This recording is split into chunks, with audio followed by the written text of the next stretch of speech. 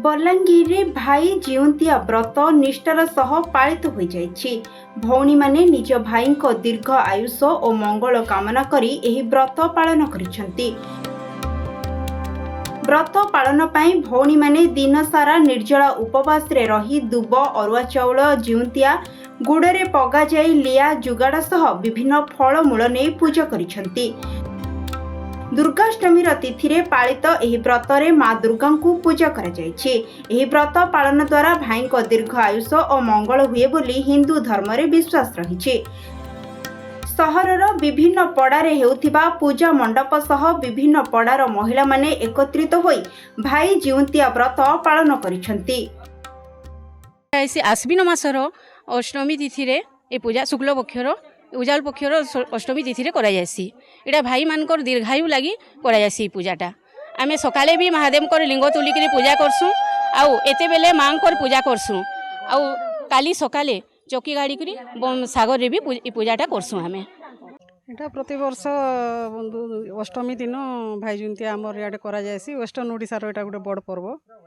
आउ सबु भौणी माने भाई मानकर शुभ मनासी तांकर दीर्घायु कामना करी तांकर मंगला कामना करी निर्जला उपवास करसन। पूरा निर्जला उपवास रही राति रे सबु से लिया नड़िया 108 दुब फूल अरुआ चाउल सब आनिकी अष्टमी रे दुर्गा को पूजा करसन। भाई मानकर मंगल कामना करसन।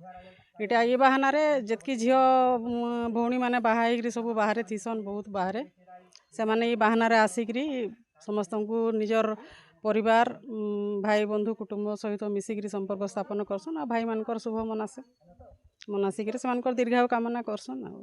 मालपड़ार आउ ये कोठी आम देखा भेजुंतिया करुचु भाई मानकर भल लगे मंगल लगे आम उपास रही 108 दू आउ गोटा गोटा 108 चाउल सेटा मैकरी इनर मेन जिनिस होचे दूब जुंतिया जुगाड़ जेनटा कि आम गुड़ तैयारी करतीसु। जुगाड़ दूब जुंतिया होचे इनर और आम जेन माने प्रकृति भी आम आनी थीसु कारण से माने फल माने आम एंता सेव हेन्ता नुहे माने आम जेनटा सीजनाल फल बोली करी कहूँ ऋतुकालीन फलन बोली करी कहूँ आम सेटा कि पहला माँ को अर्पण करी तार परे आम जेनटा व्यवहार करसु। बलांगीर गुप्तेश्वर पृष्टि रिपोर्ट खबर ओडिशा।